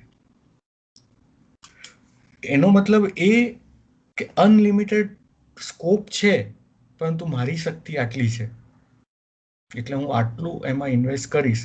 પણ મારી પાસે નોલેજ છે, કાલે મારી પાસે બીજા 50,000 રૂપિયા આવ્યા અને 20 રૂપિયામાં છે, તો હું એ બીજા 50,000 પણ એમાં નાખીશ, બીકોઝ કે મારી પાસે નોલેજ છે કે આનું આ થવાનું છે, એવું પેલાનું રિસર્ચ એમ કે છે, એટલે મારે એની અંદર ઇન્વેસ્ટ કરીને કમાવું છે. એટલે આપણે પહેલા નોલેજ મેળવી લેવું છે, કેટલું પાળી શકશું, કેટલું. પણ ઘણી બધી વસ્તુ એવી પણ આવશે કે જે ખાલી આપણી નજીવી કાળજીથી આપણે એમાં ફાયદો ઉઠાવી શકશું. એટલે આપણે આ સબ્જેક્ટને થોડો વધારે ડિટેલમાં સમજી અને પછી એનો મેક્સિમમ ફાયદો ઉઠાવો. અને આજે ના ઉઠાવી શકીએ તો કાલે ઉઠાવો, કાલે ના ઉઠાવી શકીએ તો જ્યારે અનુકૂળતા આવે ત્યારે ઉઠાવો, પણ એ ફાયદો એનો ઉઠાવી શકીએ એ રીતે આપણે આ વિષયને સમજવો છે. હવે આપણે સૌથી બેઝિક જે સમ્યક્તોની શરૂઆત હતી એમાં આપણે સમજ્યા હતા કે ભાઈ પુરુષ વિશ્વાસ, વચન વિશ્વાસ. એટલે ભગવાન મહાવીરે જે કીધું છે આપણને કે આની આ એક્સપાયરી ડેટ છે, આ ન ખવાય. પછી વિજ્ઞાને એને કોઈએ 200 વર્ષ પહેલા વિજ્ઞાને પ્રૂવ કર્યું કે નહીં, આમાં આમ હોય છે, આ દહીં બેક્ટેરિયાથી થાય છે, કે આની બેક્ટેરિયાની ઇફેક્ટ 48 કલાક પછી મલ્ટિપ્લિકેશનમાં ચાલુ થાય છે. એટલે આપણે ભગવાને 48 કલાકનો ધારો કે કાળ બતાવ્યો હોય તો એ આપણે એને જસ્ટિફાઈ પણ કરતા જઈએ છીએ એક એક વસ્તુને. પાણીના ટીપામાં પહેલા કંઈ નહોતું દેખાતું, પછી સેંકડો જીવો દેખાયા, હજારો જીવો દેખાયા, લાખો જીવો દેખાયા, અને ભગવાને કીધું તો કે અનંતા જીવો છે. એટલે સ્લોલી વિજ્ઞાન એને આપે છે માન્યતા, બરાબર. પરંતુ પૂર્વના જે લોકો હતા એ લોકો શું કહેતા હતા કે ભગવાને કીધું એટલે નથી કરવાનું. કોઈ પણ શાસ્ત્રની વાત નથી, હિન્દુ હોય પણ એ કે ના, ભગવાન કૃષ્ણએ ના પાડી છે કે આ રીતે ન થાય એટલે ના થાય. આપણે ભગવાન મહાવીરે કીધું છે કે આમાં તો આમ હોય જ એટલે હોય જ. એટલે આપણે આ બધા જે કન્સેપ્ટથી વસ્તુને અનુસરતા હતા અને પછી વિજ્ઞાન એને પ્રમાણ આપતું જતું હતું. એટલે હવે આપણે કેટલાક જે નવા દૂષણો આવ્યા છે, જે છેલ્લા 20 વર્ષમાં આવ્યા છે, બોટલડ થિંગ્સ, પેક્ટિન્સ, રેડી ટુ ઈટ, જે છેલ્લા 10 વર્ષમાં વધારે પડતું આવ્યું છે કે આમ જરા કામ કરી નાખ્યું એટલે પાવભાજી તૈયાર તમારી. આ જે બધા જે આવ્યા છે એ બધાના ફાયદા, ગેરફાયદા, અને પછી પાછા એના 10 વર્ષ કહીને રિસર્ચ આવ્યા કે આ ફૂડ ખાવા જેવા નથી, અને જંક કહેવાય, અને આમ કહેવાય, આનાથી આર્ટિરિયરી આમ બ્લોક થાય, અને આમ કોલેસ્ટ્રોલ થઈ જાય, આનું આમ થઈ જાય.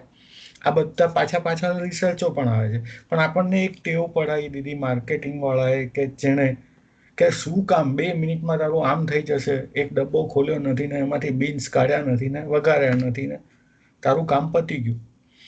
એટલે આ જે છે ને એ પ્રોડક્ટો ને આપણે સમજવી અને ઓછી કરવી જોઈશે, જે આપણી હેલ્થ માટે પણ ઉપયોગી છે.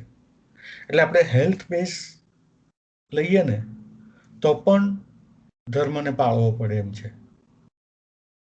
પછી ડોક્ટર ના પાડે કે you don't eat this fats and those fats, ને તો આપણે બંધ કરીએ છીએ. એને બદલે આપણે ભગવાને કીધું છે અથવા તો શાસ્ત્રોએ કીધું છે અથવા તો આપણી આર્ય સંસ્કૃતિમાં હતું જ નહીં, તો એને ધીમે ધીમે ઓછું કરી શકીએ.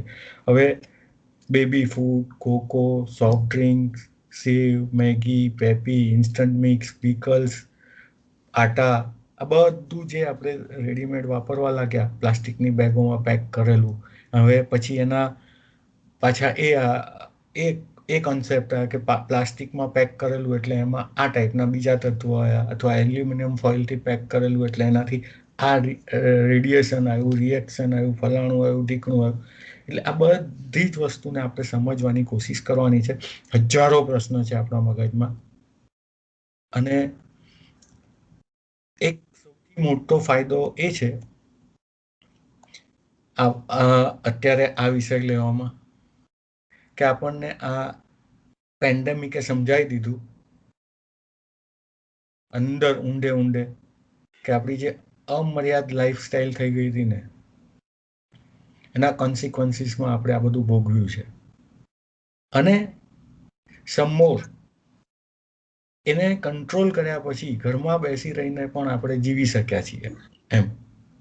એટલે બે વસ્તુ આપણને સમજાઈ આ પેન્ડેમિકમાં. એક તો અમર્યાદ લાઈફસ્ટાઈલથી આપણે રોગનો ભોગ બનીએ છીએ અને આ બધી જે લાઈફસ્ટાઈલો લીધી હતી ને એના વગર આપણે જીવી શકીએ છીએ. ઘરમાં ગોંધાયા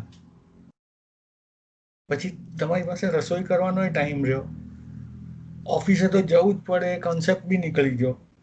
ઘરે બેઠા બેઠા 80% લોકો કામ કરતા થઈ ગયા. એટલે આ બધું જે છે ને એ બધું આપણે આને પ્રમાણ આપીએ અથવા તો એને ટેકો આપે એવી વાતો છે. એટલે હવે આપણે આ સબ્જેક્ટમાં જવું છે. એટલે આજે તો આપણે મૂળ ભૂમિકા બાંધીએ છીએ કે ભાઈ આ શું છે એમ. હવે આ પુસ્તક જે છે એક તો આચાર્ય હેમરત્ન સુરીનું લખેલું છે, રિસર્ચ ઓફ ડાઇનિંગ ટેબલ. આપણી પાસે PDF છે, પછી આપણે શેર કરશું. અને એક બીજું પુસ્તક છે રસોડાનું વિજ્ઞાન, તત્વજ્ઞાન સોરી, એ છે મલય કીર્તિ વિજયનું લખેલું. અને આ બંનેને હું પર્સનલી પણ બહુ સારી રીતે ઓળખું છું. અમારા હેમરત્ન સુરી તો મારા એક સમયે બહુ સારા મિત્ર હતા. વેન હી સ્ટાર્ટેડ એટલે વ્યાખ્યાનો આપવાના ચાલુ કરીને એમણે સભાઓ ગજાવવાની ચાલુ કરી એ વખતે અમે પણ એમના મિત્ર હતા.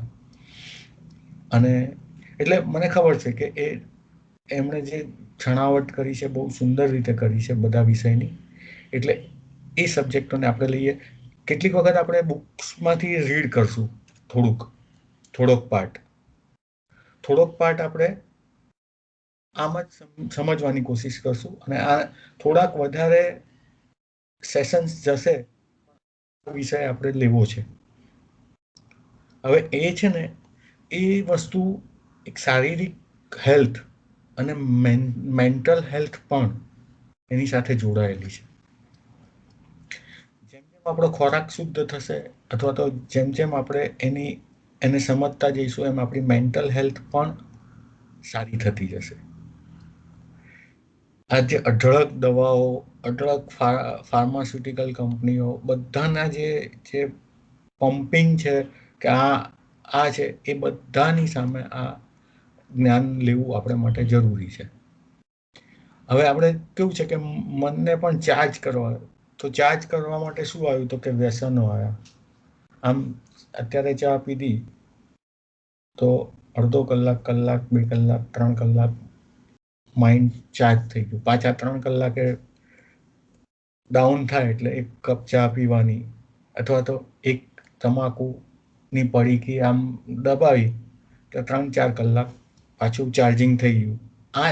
અથવા 2 સિગરેટ પીધી એટલે તમારા 4 કલાક ચાર્જિંગમાં ગયા એમ.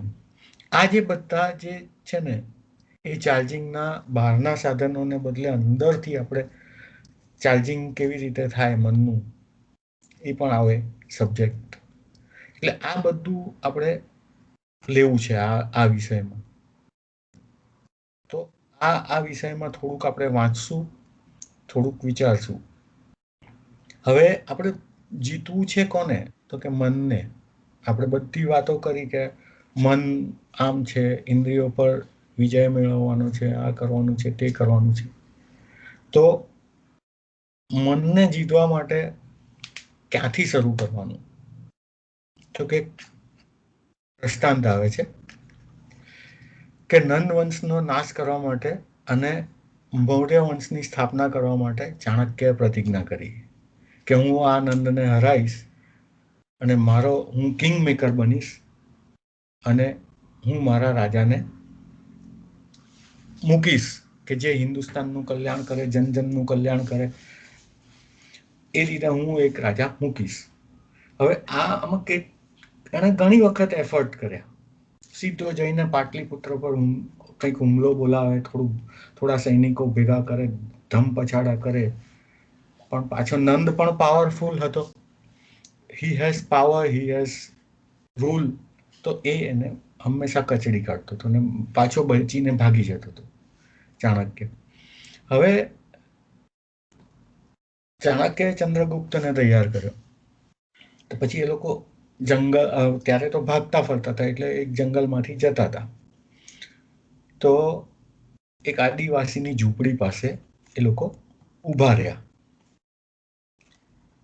અને બહાર ઊભા હતા અને અંદરથી અવાજ આવ્યો કે એક એકદમ ભૂખ્યા છોકરાને એની માએ ગરમ ગરમ ખીચડી પીરસી. એટલે પેલા છોકરાએ તો ભૂખ લાગેલી જોરદાર, એટલે સીધો ખીચડીમાં વચ્ચે હાથ નાખ્યો અને જોરદારનો દાજ્યો હાથ એનો, રડવા લાગ્યો, જોર જોરથી બૂમ મારવા લાગ્યો. તો પેલી ડોશીએ કીધું એની માએ કે ચાણક્યમાં તો અક્કલ નથી પણ તારામાં તો છે ને, તું શું વચ્ચે હાથ નાખે છે સીધો? એટલે બહાર ઊભા ઊભા પેલા બે સાંભળતા હતા. હવે ચાણક્ય એટલે કોણ? તો કે અત્યારે તો પેલા આવે છે ને વોટ્સએપ યુનિવર્સિટીમાં રોજના ચાણક્ય આમ કીધેલું, પોતાનો વિચાર બી નીચે ચાણક્ય લખીને મોકલવા વાળા બધા છે. એટલે એટલો વિદ્વાન માણસ ચાણક્ય. એ તો હેપતાઈ ગયો કે આ આદિવાસી મહિલા એમ કે છે કે તારામાં તો અક્કલ છે ને, ચાણક્યમાં નથી. તો કે શું હશે? એટલે અંદર ગયો, પેલીને પૂછ્યું કે કેમ ભાઈ તમને ચાણક્ય મૂર્ખ લાગે છે? તો પેલી સ્ત્રીએ કીધું, એને ઓળખ્યા નથી એ લોકોને, એટલે એણે કીધું કે એને નંદ વંશને જીતવો છે તો સીધો પાટલીપુત્ર પર હુમલો ના થાય અને પેલા ખીચડીને કોરે મોરેથી ખાવી પડે.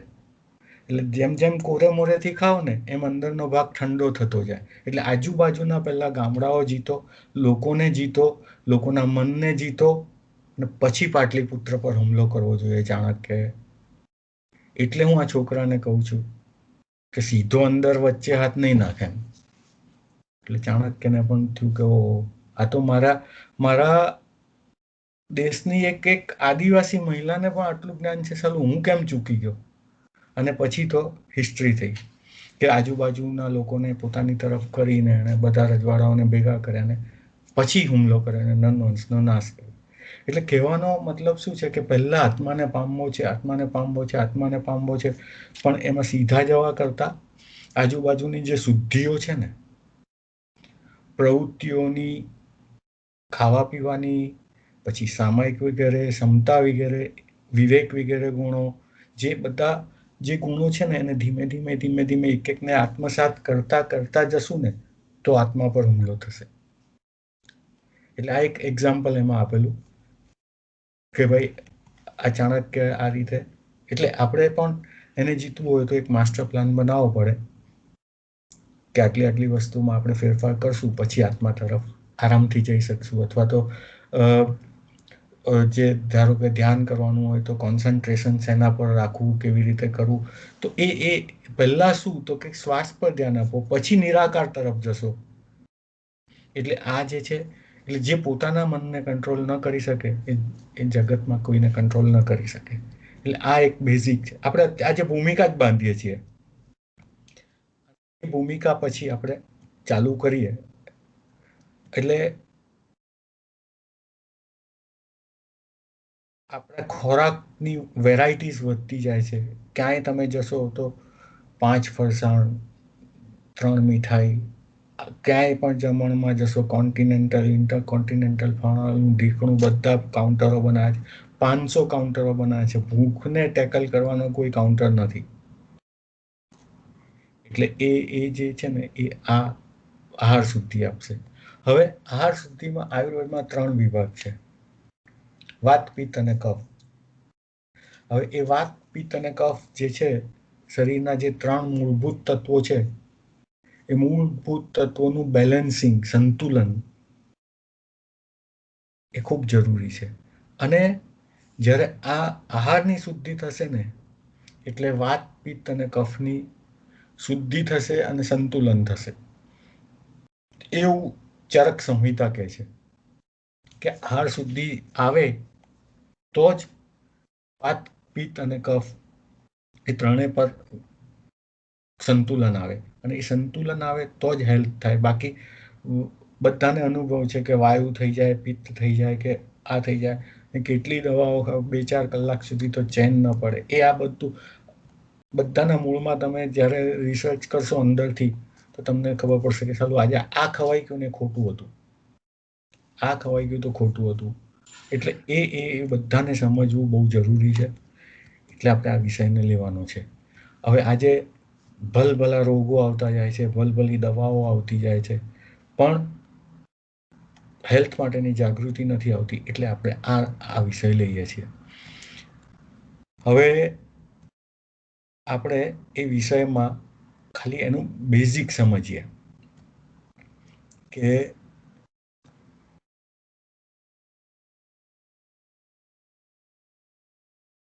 જૈન દર્શનની દ્રષ્ટિએ 22 અભક્ષ્ય પદાર્થો, એનો એક ચાર્ટ બનાવ્યો છે. જૈન દર્શનની દ્રષ્ટિએ 22 અભક્ષ્ય પદાર્થો છે. વિજ્ઞાનની દ્રષ્ટિએ 4 પ્રકારના ફૂડ છોડવા જેવા છે, અને ડોક્ટરની દ્રષ્ટિએ 5 પ્રકારના વ્હાઇટ પોઈઝન છે. હવે પહેલા આપણે વિજ્ઞાનની દ્રષ્ટિએ જોઈએ. તો વિજ્ઞાનની દ્રષ્ટિએ એક તો છોડવા જેવા શું છે કે processed food, refined food, tin food અને પેસ્ચ્યુરાઇઝ ફૂડ. આ 4 એ વિજ્ઞાનની દેન છે. એકચ્યુઅલી વિજ્ઞાને જ આપણને આપ્યા છે, અને વિજ્ઞાન જ કહે છે કે આ નથી ખાવા જેવા. કારણ કે પ્રોસેસ્ડ ફૂડ બનાવવા માટેના પ્રોસેસ વિજ્ઞાને આપ્યા છે. એમાં શું મળાવો, ઓકે, ફલાણો સોડિયમ સલ્ફાઇડ કે સોડિયમ કાર્બાઇડ કે જે એમના જે હોય એ નાખો એટલે એ વધારે સમય સુધી રહે, અથવા તો વધારે લાંબુ એનો ટેસ્ટ જળવાઈ રહે. એ જે વિજ્ઞાને આપ્યું છે પ્રોસેસ્ડ ફૂડ, એ જ પ્રોસેસ્ડ ફૂડને વિજ્ઞાન શરીર માટે સારા. ડૉક્ટર પાસે જશો તો ના પાડશે કે આ પ્રોસેસ્ડ બને એટલું ઓછું કરો, અને આપ્યું છે વિજ્ઞાન, અને ના વિજ્ઞાન પાડે છે. રિફાઇન્ડ ફૂડ એટલે આ તેલો વગેરે જે પહેલા ઘાણીના તેલ ખાતા હતા, કે કાચા હતા, કદાચ પચવામાં આપણને એમ લાગતું હતું કે આમ થાય તેમ થાય, સ્મેલ એની નથી આવતી સારી. એક સરસિયાનું તેલ ઘાણીનું લો અને પ્રોસેસ્ડ લો, સિંગતેલ ઘાણીનું લો અને પ્રોસેસ્ડ લો, તો સ્મેલ વાઇઝ પ્રોસેસ્ડ વધારે સારું લાગે, રિફાઇન્ડ વધારે સારું લાગે. એટલે જે રિફાઇન્ડ ફૂડો છે પણ એના ઘણા બધા તત્વોનો નાશ થતો હતો, અને આ કંઈક અલગ જ વસ્તુ થતી હતી. ટીન ફૂડ તો બધાને ખબર છે કે એમાં શું નાખે છે. એમાં જે તત્વો નાખે છે ને, એ ઘણીવાર 100 ડિગ્રીનું આપણું ટેમ્પરેચર હોય ને, 200 ડિગ્રીએ પણ એમાં જે બેક્ટેરિયા થયા હોય ને મળતા નથી. એવા કેટલાક ફૂડ થાય છે. પેસ્ચ્યુરાઇઝ ફૂડ છે જે પણ ખરેખર ખાવા યોગ્ય નથી. એટલે આ એનું બેઝિક વિજ્ઞાનનું છે. અને ડૉક્ટરોની દ્રષ્ટિએ 5 વ્હાઇટ પોઈઝન છે: માંસ, ઈંડા, સાકર, મીઠું ને મેંદો. એટલે એનો ઉપયોગ હંમેશા માપસર થાય કોઈ પણ વસ્તુનો તો સારો. બાકી વધારે પડતો મેંદો અથવા તો સોલ્ટ વધારે પડતું, સ્વીટ વધારે પડતું, સાકર, તો એ બધા શરીરને નુકસાન કરે છે, એવું ડૉક્ટરો પણ કહે છે. એટલે આ થઈ ડૉક્ટરોની દ્રષ્ટિની વાત, વિજ્ઞાનની દ્રષ્ટિની વાત. પણ આપણી જૈન દર્શનની દ્રષ્ટિએ આપણી પાસે 22 અભક્ષ્ય છે. હવે 22 અભક્ષ્યમાં શું આવે છે? એમાં 6 કેટેગરી છે 22 અભક્ષ્યમાં. પહેલી કેટેગરી છે સંયોગિક અભક્ષ્ય. સંયોગિક અભક્ષ્યમાં શું આવે છે કે પરિસ્થિતિ અનુસાર અથવા તો એકબીજાના સંયોગથી જે વસ્તુ ખાવા યોગ્ય નથી રહેતી અને સંયોગિક અભક્ષ્ય કહેવાય. હવે સંયોગિક અભક્ષ્યમાં શું આવે તો કે દ્વિદળ, ચલિત રસ, ગોળ અથાણું અને રાત્રિ ભોજન. આ 4 સંયોગિક પહેલી કેટેગરીમાં 4 વસ્તુ આવે છે: દ્વિદળ, ચલિત રસ. બધાને આપણે થોડું ડિટેલમાં સમજશું પછી, એટલે આપણે સબ્જેક્ટ લંબાવવાનો છે. પણ ઇન્ટરેસ્ટિંગ પણ થશે જ એટલું જ. અને બહુ બધા સવાલો છે બધાને આની સાથે, આ કેમ ન ખવાય, ના કેટલા દિવસ ખવાય ને કેટલા, બધા સવાલોના જવાબો ધીમે ધીમે ધીમે આવતા જશે આપણા. અને જેના આપણી પાસે નહીં હોય, આમાંય નહીં હોય ને, એ આપણે ક્યાંક જ્ઞાનીને પૂછીને એના પણ આપણે સોલ્યુશન્સ લાવશું. હવે સંયોગિક અભક્ષ 4 થયા: દ્વિદળ, ચલિત રસ, બોળ, અથાણું ને રાત્રિ ભોજન. હવે 4 મહાવિગય છે. આ 22 અભક્ષ્યની વાત ચાલે છે. 4 મહાવિગય: માંસ, મદિરા, મધ અને માખણ, એટલે 8 થયા. હવે 32 અનંતકાય, એટલે જે જમીન અથવા તો જેમાં અનંતા જીવો છે એવા અનંતકાય 32 છે, જેનો ત્યાગ કરવા યોગ્ય છે. એમાં 9 જાતના શાકભાજી છે, 5 જાતના ઔષધો છે, 5 જાતની ભાજી છે, 6 જાતના જંગલી પદાર્થો છે અને 7 જાતની વેલો છે. એમ 32 અનંતકાય છે. બધું આપણે પછી ડિટેલમાં જવું છે. આ એનું બેઝિક ચાર્ટ સમજીએ. પછી 4 જાતના ફળો છે જે અભક્ષ્ય છે. એમાં એક તો બહુબીજ વાળા ફળો, વેંગણ વગેરે. પછી તુચ્છ ફળ, જેમાં ખાવાનું ઓછું છે અને ફેંકવાનું વધારે છે, બોર જેવા, કે જેમાં ખાલી જરાક જેટલું 1 ગ્રામ ખાવાનું ને 6 ગ્રામ ફેંકવાનું. થળીઓ એનો 6 ગ્રામનો હોય અને ખાવશું ઉપરનું 1 ગ્રામ, એટલે એ. અને અજાણ્યા ફળ. આ જે 4 ફળોની કેટેગરીમાં થયા. 5 ટેટા, એટલે જે વડના ફળ હોય, પીપળાના ફળ હોય, પ્લક્સ પીપળના ફળ, કાળા ઉમરાના ટેટા અને ઉમરાના ટેટા. આ જે ટેટા હોય ને, પેલા નાના હતા ને, નાના છોકરાઓ ગામડાઓમાં તો આ ખાતા હોય, પણ એ અભક્ષ્ય છે. અને 4 તુચ્છ ચીજો છે: બરફ, કરા, માટી ને ઝેર. એટલે આ થયા 22 પ્રકારો. 4 સંયોગિક, 4 મહાવિગય, 32 અનંતકાય એટલે 1, એટલે 8 ને 1 9, 4 ફળો 13, 5 ટેટા 18 અને 4 તુચ્છ ચીજો આ 22. આ 22 અનંતકાય, આ 22 અભક્ષ્ય થયા. એ આપણા ધર્મની દ્રષ્ટિએ. વિજ્ઞાનની દ્રષ્ટિના 4 જોયા: પ્રોસેસ, રિફાઇન, ટીન અને પેસ્ચ્યુરાઇઝ. ડોક્ટરની દ્રષ્ટિએ જોયું માંસ, ઈંડા, સાકર, મીઠું ને મેંદો. એટલે આ બધા અભક્ષ્ય પદાર્થોથી આપણે કેવી રીતે બચવું, એને મિનિમાઇઝ કઈ રીતે કરવું, એ આખો સ્ટડી આપણે કરવો છે. એ આમાં કરવાનો છે. અને આ કરશું એટલે આપણો જે મૂળ મંત્ર છે, આપણો મૂળ મંત્ર શું છે? અહિંસા. અહિંસા એટલે શું? તો કે આપણે 6 કાયના જીવોની રક્ષા કરવી છે. હવે આ જે 6 કાયના જીવોની રક્ષા કરવાની વાત આવે છે ને, એ આમાંથી બહાર આવશે. અને આ છે ને, જે પહેલા પરંપરાગત રીતે આપણા ફેમિલીઓમાં આગળ આવતું હતું. બીજો એક ફાયદો આપણે જ્યારે ઇન્ડિયામાં રહેતા હો તમે, તો રોજ સાધુ સાધ્વી આવવાના હોય તમારા ઘરે. તમારું ઘર દેરાસરની નજીક હોય, અપાસળીની નજીક હોય બિહારમાં, તો મહાત્માઓ વરવા આવતા હતા રોજ. કારણ કે સુપાત્ર દાનનો એક લાભ મળતો હતો. એના માટે કરીને આહારની શુદ્ધિ હતી, કે મારા સાહેબને આ ખપે, મારા સાહેબને આ ન ખપે. એટલે એ માટે કરીને પણ પરંપરાગત રીતે ફેમિલીમાં આ ચાલતું હતું. હવે જનરેશન બીજી જગ્યાએ શિફ્ટ થઈ ગઈ, કે જ્યાં સાધુ સાધ્વીનો સંયોગ નથી. તો એમાં જનરેશનો ધીમે ધીમે ધીમે આ જે કાળજી હતી ને, એ પણ ઓછી થવા લાગી. એટલે એ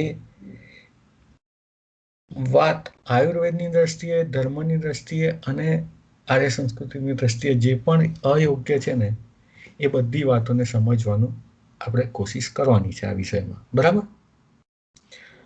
કોઈ સવાલ, કોઈ સજેશન, કોઈનું કંઈ હોય તો, અને આ વિષય લેવો કે નહીં, શું લાગે છે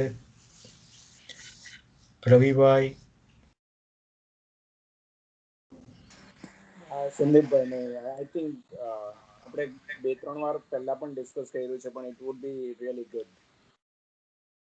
એટલે કન્ટિન્યુ મને એમ લાગે છે કે થોડું વધારે ડિટેલ થશે ને, ડિટેલિંગ થશે તો સારું રહેશે. કારણ કે આ છે ને આપણું બેઝિક છે. તો આપણે આ સબ્જેક્ટની આમ મેં ભૂમિકા બાંધી છે અત્યારે, પછી આપણે લેશું એટલે 2 અઠવાડિયા થાય છે, 4 અઠવાડિયા થાય છે, જે થશે એ થશે. શ્યોર બરાબર. અને સંદીપભાઈ એની સાથે સાથે આપણે અહીંયા રહીને કેવી રીતે કરી શકીએ હા, એ જ વાત આવશે. આપણે સાથે સાથે થતું જશે. અથવા તો હવે ધારો કે ચલો વિદળની વાત કરીએ કે જે 100% એવોઇડેબલ વસ્તુ હોય, સમજો કે આની સાથે આ ન ખાવું જોઈએ, અથવા તો આને આમાં બોળીને ન ખાવું જોઈએ, કે આને આમાં આ રીતે ન ખાવું જોઈએ, 100% એવોઇડ કરી શકીએ એવું છે. એટલે પહેલા આપણે સમજવાનું છે કે શેમાં કમાવાનું છે, કયો શેર ખરીદવાથી કમાવાનું છે.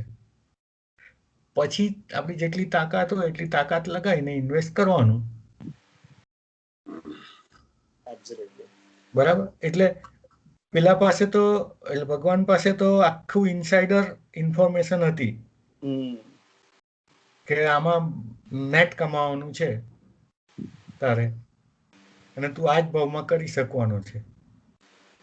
એટલે બધી ઇનસાઇડર ઇન્ફો તો આવી ગઈ છે આપણી પાસે, એનું એનાલિસિસ પણ થઈ ગયું છે, અને ટાર્ગેટ્સ પણ આવી ગયા છે કે 5 વર્ષમાં 500 થઈ જવાના છે, અને આજે 5 રૂપિયા છે. હવે કેટલું ઇન્વેસ્ટ કરી શકીએ એ આપણે ડિસાઈડ કરવાનું, અથવા તો જેમ જેમ બચત થતી જાય, જેમ જેમ સંયોજન થતું જાય, એમ અંદર ઇન્વેસ્ટ કરતા જઈએ તો બેટર એમ. બરાબર છે. અને બીજી એક વાત કે हम लोग इसे हिंदी में ज्यादा लेंगे, इसलिए कोई हिंदी भाषी भी जुड़ना चाहता है तो बोलना कि हम थोड़ा ज्यादा हिंदी को भी, हमारी हिंदी वीक है, तवज्जो देंगे. बराबर. કે માંગલિક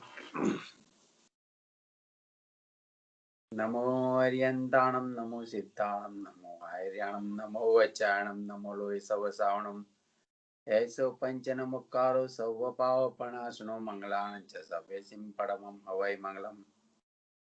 ચત્તારી મંગલમ અર્યંતા મંગલમ, સિદ્ધા મંગલમ, સાવ મંગલમ, કેવલી પન્નતો ધમ્મો મંગલમ. ચત્તારી લોકોત્તમા અર્યંતા લોકોત્તમા, સિદ્ધા લોકોત્તમા, સાહુ લોકોત્તમા, કેવલી પન્નતો ધમ્મો લોકોત્તમા. ચત્તારી શરણમ ભવજામિ, અર્યંતે શરણમ ભવજામિ, સિદ્ધે શરણમ ભવજામિ, સાહુ શરણમ ભવજામિ, કેવલી પન્નતો ધમ્મો શરણમ ભવજામિ. ઉપસર્ગાક્ષમી અંતે ચિત્યંતે વિઘ્નવલય મના પ્રસન્નતામેતિ પૂજ્યમાને જિનેશ્વરે. સર્વમંગલ માંગલ્યમ સર્વકલ્યાણ કારણમ પ્રદાનમ સર્વધર્માણમ જૈનમ જયતિ શાસનમ. બોલો મહાવીર સ્વામી ભગવાન કી જય. જય જિનેન્દ્ર. જય જિનેન્દ્ર.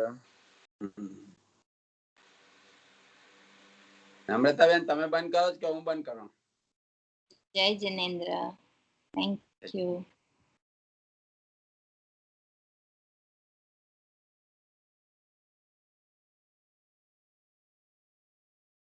જય જિનેન્દ્ર. હા, તમે બંધ કરો કે હું કરું? હું પછી રેકોર્ડિંગ શેર કરું છું. આજે લાસ્ટ વીક ભૂલી ગઈ હતી. ના એટલે બંધ કરું હું કે તમે કરો છો? ના, તમે છેલ્લે કરો, હું પહેલા કરું.